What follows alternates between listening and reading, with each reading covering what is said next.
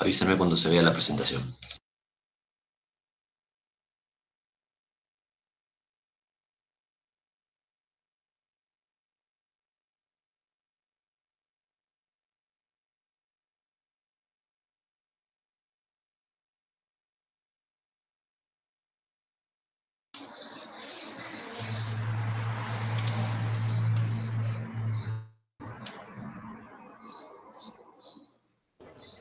Ahí se ve, profe.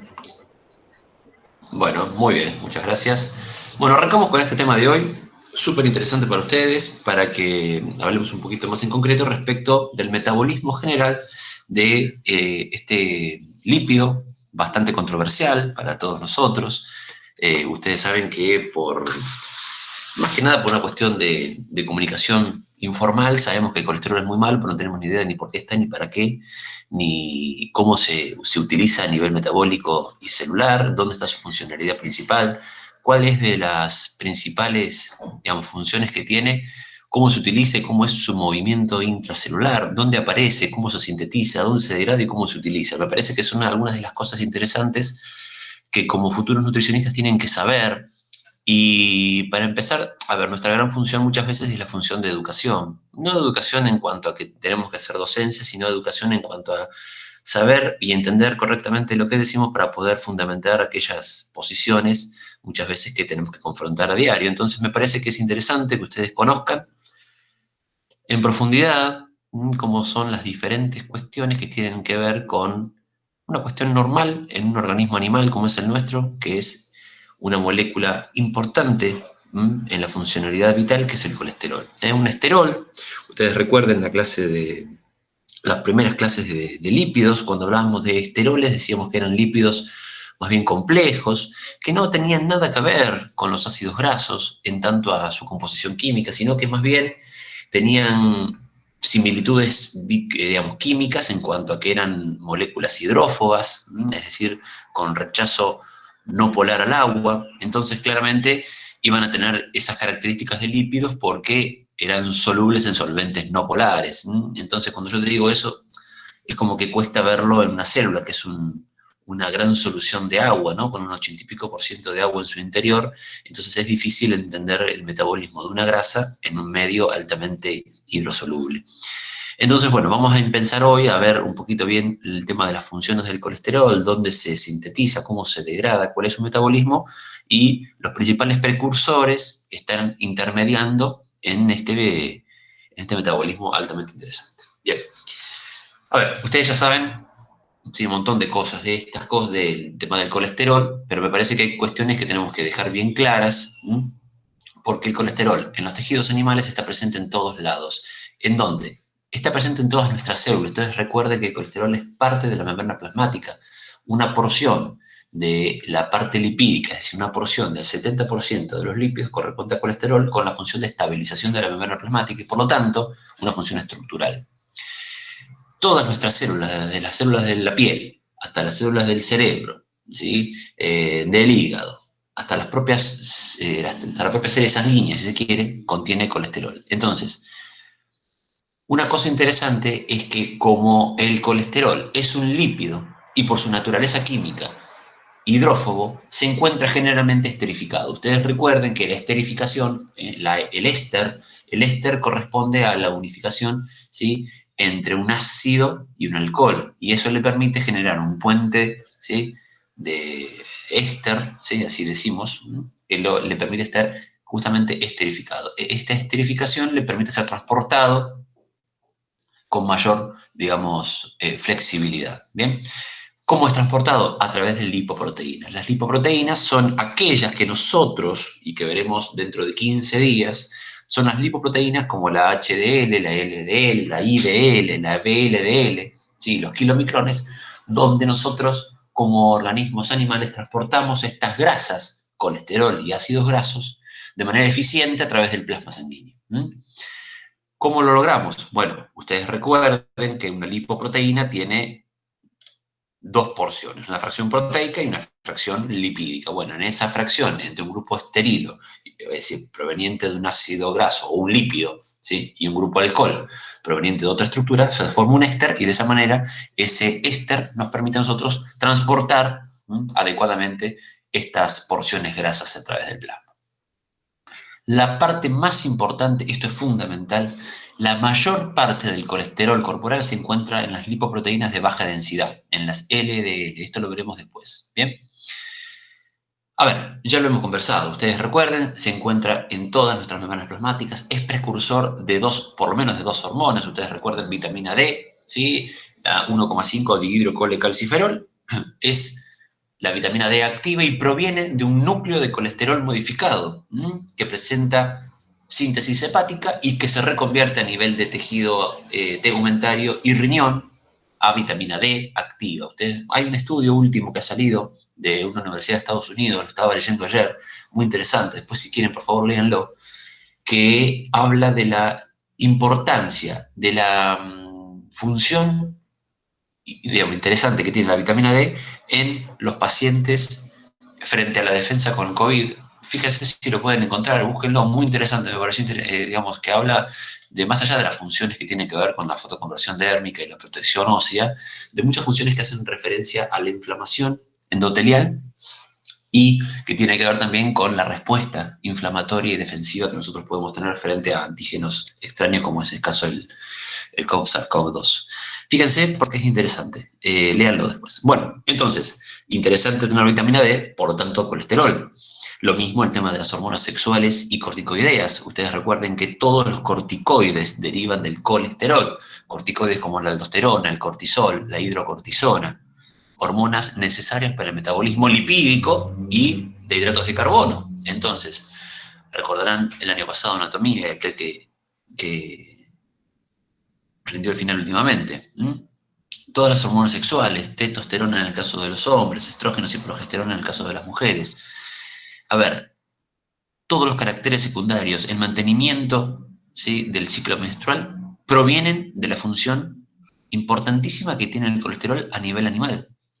Sin colesterol poseemos un déficit de hormonas y por lo tanto muchas de las deficiencias hormonales, por ejemplo, pueden traducirse, y esto está íntimamente ligado a cuestiones nutricionales. Por ejemplo, ustedes saben que una de las características que tenemos en personas con patologías como anorexia nerviosa complicada es la amenorrea, que es justamente la desaparición del ciclo menstrual, ¿sí?, o de los caracteres secundarios disminuidos justamente por la deficiencia de hormonas sexuales. Otros problemas que están ligados también, o patologías ligadas a la deficiencia calórico-de nutrientes, es los prolapsos. Prolapsos porque la pérdida de grasa estructural nos permite a nosotros, o no nos permite mantener los órganos en su lugar. Fíjense cuántas cosas necesarias y vitales nos estamos perdiendo por decir que el colesterol es malo. Ojo con el discurso, que es muy importante. Bien, entonces, los ácidos biliares. Esto siempre como que nos olvidamos un poquito del tema de los ácidos biliares. ¿Qué son los ácidos biliares? Puntualmente, digamos, aquella composición más importante de las sales biliares y de la bilis en particular. Ustedes saben que una de las grandes, y esto lo vamos a ver un poquito más adelante en la clase de hoy, que el jugo biliar, que la bilis, que es un emulsionante para las propias grasas, justamente porque tiene una característica similar, nos permite a nosotros poder degradar, ¿no? Primero emulsionar físicamente y degradar químicamente después. Pero la mayor parte del colesterol que se absorbe en el intestino proviene de la grasa biliar, es decir, del colesterol que viene en la bilis. Por lo tanto, la circulación enterohepática es uno de los lugares donde nosotros tenemos que trabajar como nutricionistas para, por ejemplo, hacer disminuir el colesterol endógeno. Ojo, porque esto es muy importante, Bueno, claramente sí, dice, acá no me parece que esta sea una función, voy a quitarla de acá. No me parece, no está mal. Bien. Estas no son funciones, sino son patologías. Bien, entonces, ¿cómo arrancamos con la síntesis de colesterol? Ustedes saben que tenemos dos vías de entrada. La vía exógena alimentaria, que proviene de aquellos alimentos de origen animal, claramente, que contienen colesterol en alta abundancia, yema de huevo, carne, un montón de cuestiones. Y nosotros producimos endógenamente hasta 700 miligramos por día. Es decir, nuestro hígado, que es el órgano productor de colesterol, productor de esteroles, es, ¿sí?, en una proporción que es casi similar a 1 gramo por día. Y ojo, porque esto no es una cuestión menor. La característica que tenemos aquí es que cuando aumenta la característica exógena, disminuye la interna, y cuando aumenta la interna, disminuye la exógena. Bueno, eso tiene que ver con la cantidad de receptores que hacen referencia a cómo se activa la absorción de colesterol respecto de la producción endógena y viceversa. Esto es importante que lo tengamos claro también. Bien, esto ya lo habíamos dicho. Bueno, ¿dónde tenemos entonces la mayor concentración de colesterol? Donde sea necesario como precursor. Entonces, riñones, que ahí no están, me lo voy a agregar. Riñón, glándulas suprarrenales, testículos y ovarios, es decir, las gónadas. La piel, ustedes recuerden, piel, lugar de fotoconversión térmica para un paso previo de la vitamina D. ¿Sí? El intestino.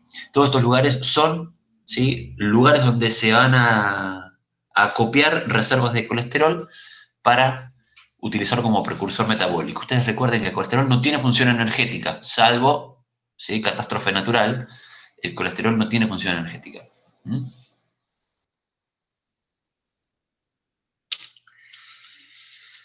A ver, en grandes rasgos, la mayor parte del colesterol se produce a nivel citoplasmático. El 95% de las reacciones son citoplasmáticas. Es decir, el colesterol se produce en citoplasma, salvo una sola de las reacciones, que es al final, que se da a nivel microsomal, que es el microsoma, es un lugar, no sé si ustedes recordarán del año pasado de biología, el microsoma es una organela que se encuentra en las células digamos, es un orgánulo como un lisosoma, con una cantidad de enzimas diferentes, que son generalmente reductasas, que le permiten catalizar reacciones muy complicadas. Una de ellas es la reconversión final del colesterol. Bueno, ahora les voy a contar un poquito de eso. El precursor, a ver, acá en el medio nos vamos a encontrar con un montón de nombres extraños, a los cuales a mí, a ver, no me interesa que sepamos esos nombres extraños con todas las definiciones y las enzimas. Lo que quiero que entendamos es cómo es el camino, que es el que busca o que recorre el colesterol en la función principal de su metabolismo. Entendamos entonces que el lugar principal del metabolismo se da en el citoplasma, con participación del retículo endoplasmático el retículo endoplasmático liso y el microsoma. Ahí es un poquito todo lo que tiene que ver con el colesterol. Primeras fases en el citoplasma, una fase intermedia en el retículo y finalizamos en el microsoma. Escualeno es una molécula compleja de 30 carbonos que es, digamos, un intermediario, ¿sí?, vamos a decirlo así, valga la redundancia, intermedio en el metabolismo del colesterol. Ustedes recuerden que el colesterol tiene como una forma muy estructurada, pero vamos a ver una de las formas, pero recuerden que el colesterol tiene 27 carbonos, es decir, hay un pequeño recorte en el escualeno para dar finalmente con colesterol.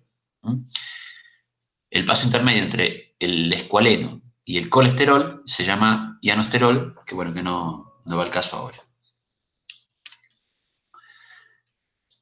Bueno, esto es lo que acabo de decir. Una cosa interesante, todos los átomos de carbono que vienen del colesterol provienen del acil-CoA, es decir, cada 2 carbonos se provee de acetato, acetato son 2 carbonos, que provienen de un ácido graso activado, es decir, naturalmente el aumento en la capacidad de transporte de grasas va a fomentar, es decir, es un estimulador positivo de la formación de colesterol. ¿Sí? La síntesis de colesterol va a estar íntimamente ligada al metabolismo de las grasas. Hasta acá estamos de acuerdo. Y para poder reducir colesterol, es decir, para poder sintetizar colesterol, vamos a necesitar NADPH. Ustedes recuerden que para sintetizar un ácido graso también necesitamos NADPH. NADPH es una coenzima que posee NAD asociado al fósforo para llevar hidrógenos en la síntesis de grasas.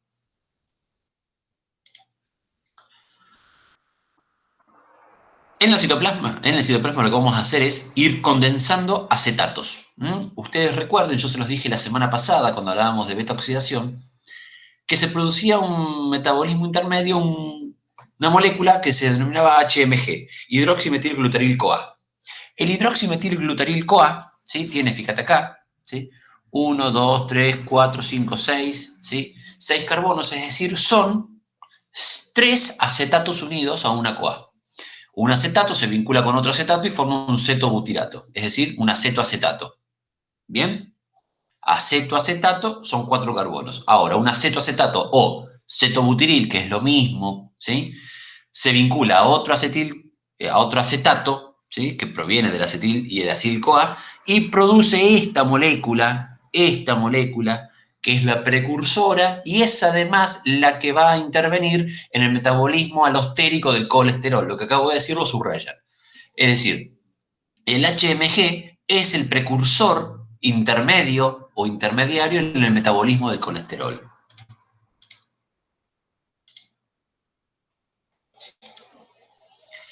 HMG, hidroximetilglutaryl-CoA, es el precursor del metabolismo, ¿sí?, de las enzimas que tienen que ver con la síntesis del colesterol. Y la HMG reductasa es la enzima que va a regular la vía. La HMG reductasa, es decir, la que reduce HMG, la que genera, la que biosintetiza HMG, es la que regula la vía de síntesis de colesterol. Bueno, acá lo que acabo de decir yo. Listo. El mevalonato es una de estos nombres extraños que yo les contaba hoy, ¿sí?, que se va generando a medida que vamos reduciendo o que vamos aumentando la cantidad de hidrógenos de esta molécula HMG. El mevalonato corresponde al HMG reducido. Bien, fíjense, en esta reacción se ve el HMG, que viene el NADPH, deja hidrógenos, es decir, se oxida el NADPH, los hidrógenos pasan, ¿sí?, a esta molécula y por lo tanto se oxidó el HMG en mevalonato. No tienen que recordar estos nombres, no me interesa. Bueno, y así vamos a continuar. Yo acá les voy a contar algo interesante, que me parece que es lo que ustedes tienen que saber, porque es lo que van a estar en contacto, es, por ejemplo, cómo es que se da el metabolismo del colesterol y los fármacos. Por ejemplo, ustedes saben que existen fármacos, ¿sí?, contra la síntesis de colesterol a nivel endógeno, que tienen que ver con cómo se inhibe la vía de la producción de HMG y mevalonato. Bueno, justamente, ¿sí?, las estatinas, que son las que se venden hoy muy de moda, las que están de moda en el tratamiento contra la hipercolesterolemia, la simvastatina, la ortovastatina y la rosuvastatina, que son las más conocidas, son las que atentan directamente a inhibir estas reductasas en la producción de intermediarios metabólicos. ¿Sí? Esto anótenselo porque es interesante, es un dato interesante para que ustedes puedan recabar. Bueno, esto a mí no me interesa ahora. Bueno, entonces, cuando tenemos escualeno, ¿sí?, el escualeno es esta molécula que vemos aquí. Fíjense, acá debajo de todo, la voy a poner un poquito más grande para que veamos, la podamos ver. El escualeno es esta molécula que está aquí debajo y tiene un parecido bastante similar al colesterol. Yo ahora les voy a mostrar una molécula de colesterol. Es la molécula, digamos, primer o producida de manera intermedia que genera colesterol. Fíjense, esto es una fórmula muy condensada y aquí la tenemos un poquito más desarrollada, ¿eh?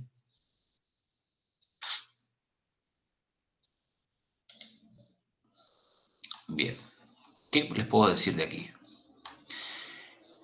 El escualeno, hasta escualeno tenemos reacciones citoplasmáticas. El escualeno ingresa al retículo endoplasmático liso, ¿sí?, y luego al microsoma y termina, ¿sí?, dando colesterol finalmente. Fíjense, les voy a mostrar aquí.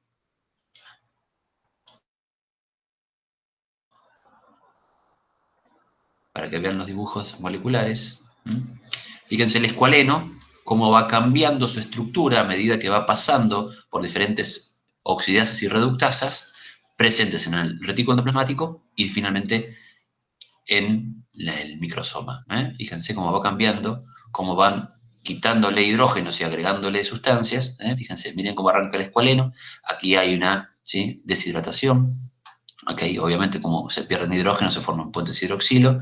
Y finalmente tenemos el colesterol, tal cual nosotros lo conocemos, con un grupo al alcohol, que es la que le permite esterificarse a un grupo ácido de otra molécula.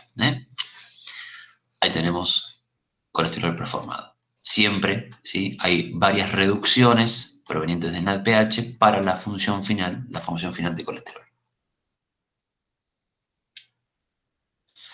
La particularidad es que en esta forma final, el colesterol posee 27 carbonos, es decir, que hay aquí en estas últimas reacciones existen, ¿sí?, decarboxilaciones del escualeno, ¿sí?, con formación de dióxido de carbono.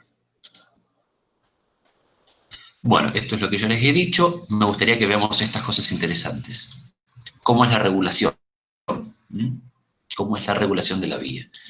La insulina y la hormona tiroidea, que son hormonas, en principio, la insulina anabólica y la hormona tiroidea, una hormona que es altamente, digamos, metabólica, ¿sí?, o, digamos, anabólica, van a generar que vos aumentes la actividad de la síntesis de todas las estructuras, no solamente de colesterol. Acordate que la insulina es una hormona altamente anabólica en tanto todos los procesos citoplasmáticos, es decir, vas a producir proteínpoyesis, lipogénesis, acá tenés el caso, ¿sí?, tanto de ácidos grasos como de colesterol, vas a fomentar la producción de glucógeno, es decir, la insulina, ustedes recuerden, cuando nosotros podemos llegar a tener a niveles patológicos un diabético tipo 1, niño generalmente, ¿sí?, vamos a ver un niño que está demasiado en peso, demasiado disminuido, donde vamos a ver un niño que le falta, ¿sí?, vigorosidad, justamente porque su programa anabólico está apagado. Justamente cuando a esa persona se le incluye o inocula insulina, comienza a sentirse nuevamente vivo, justamente porque le faltaba el estímulo principal de regulación, que es la insulina. Lo mismo con la hormona tiroidea. Naturalmente, como hormonas contrarreguladoras de la insulina, tanto el glucagón como hormona de crecimiento y glucocorticoides, ¿sí?, como cortisol e hidrocortisona, vamos a tener una disminución de la reducción de colesterol, justamente porque vamos a utilizarlo más a funciones catabólicas, que si bien no tiene nada que ver con la función de producción de energía, tiene que ver con la utilización metabólica. Naturalmente nosotros, el efecto de la melatonina también tiene efecto directo sobre, ¿sí?, la producción. Bajos niveles de melatonina, naturalmente, hacen que se aumente la concentración. Y esto es lo que yo les contaba hoy al principio. Cuando nosotros tenemos mayor incremento de colesterol endógeno, nuestros receptores de membrana a nivel tisular de intestino disminuyen su captación de colesterol exógeno y viceversa. Entonces, tiene mucho que ver cómo nosotros aumentamos o disminuimos la absorción respecto de la regulación interna. Por eso muchas veces es importante combinar el tratamiento, ¿sí?, entre el trabajo endógeno con el trabajo exógeno. No solamente vos podés disminuir, esto se los digo a ustedes para que lo entiendan, por favor, porque después los van a usar. No solamente podemos tratar a un hipercolesterolémico con la inhibición de la dieta.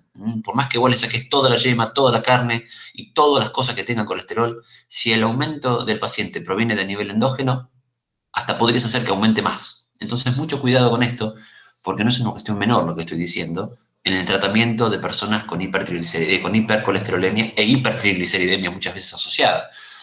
Tiene que ver con este metabolismo que estamos hablando, así que aquel que está tomando mate y no me está escuchando se acaba de perder un golazo de media cancha para el consultorio. Bien. Igual no hay forma de saber cuál, o sea, si ese colesterol proviene de un desperfecto endógeno o por un consumo excesivo de colesterol exógeno, ¿o sí? Vos sabés que, Mica, te escuché por la mitad al principio.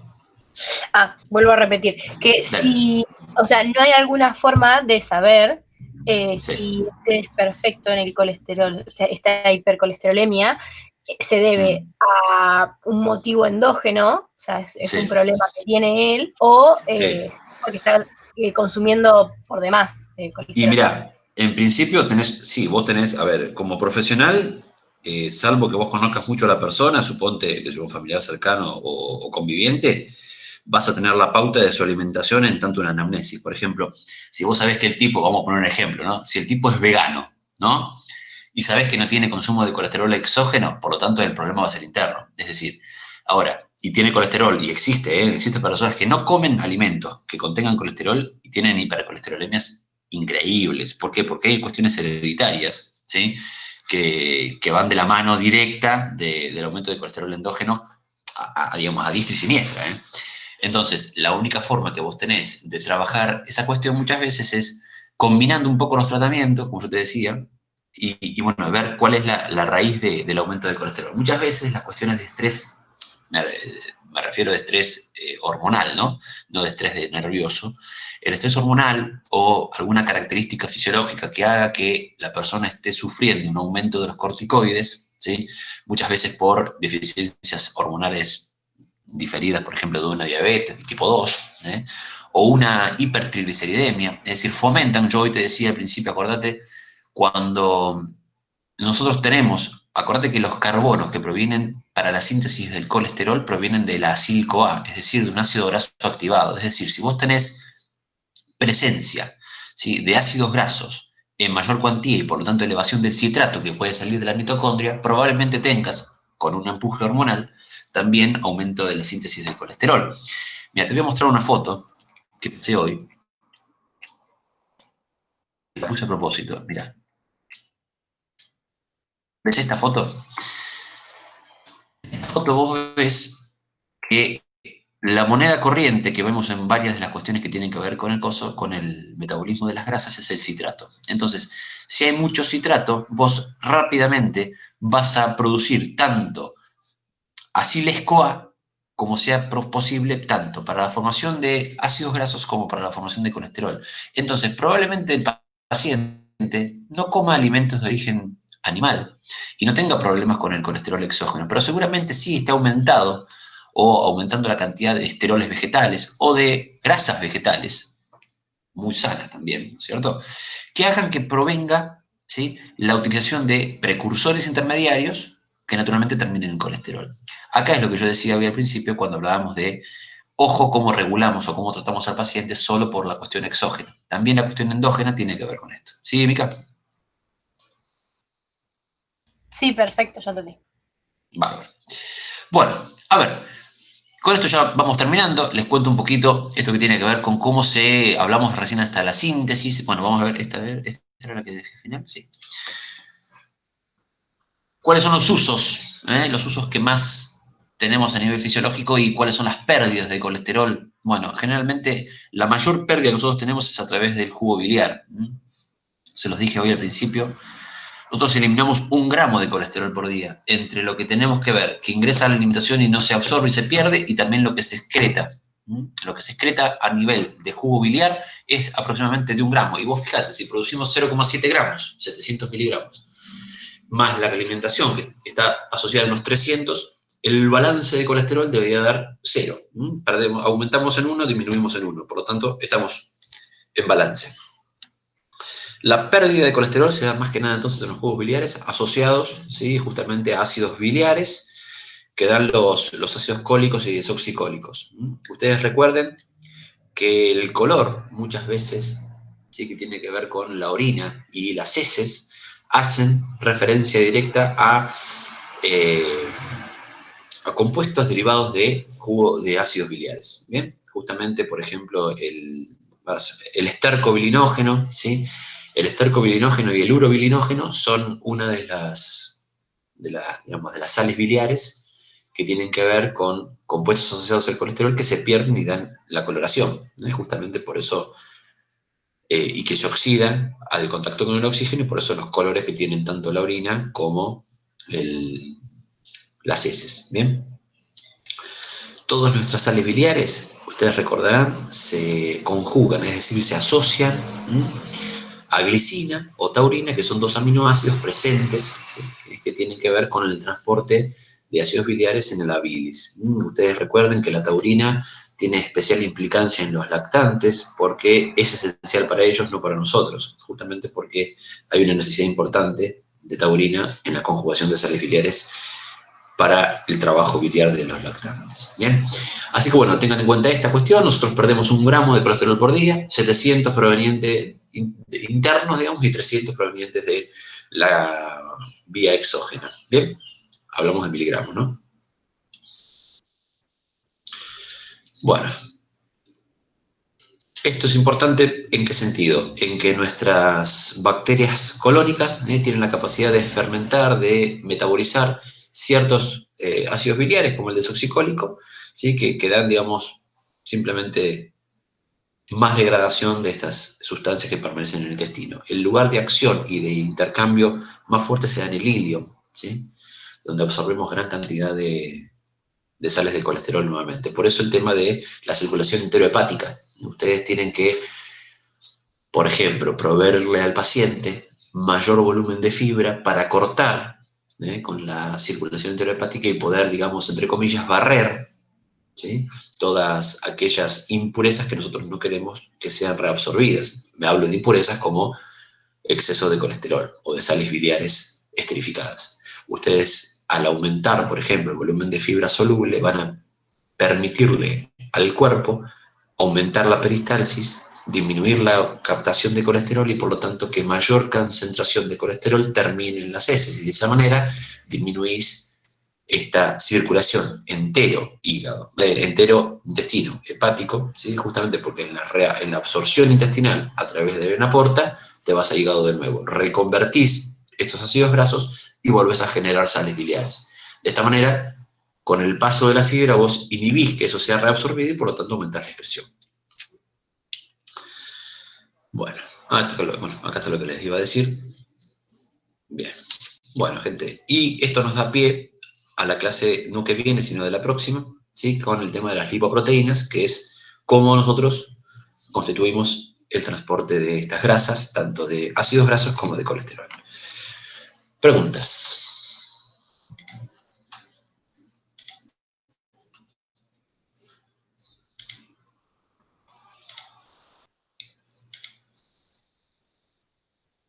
Bueno, ¿le sumó algo esta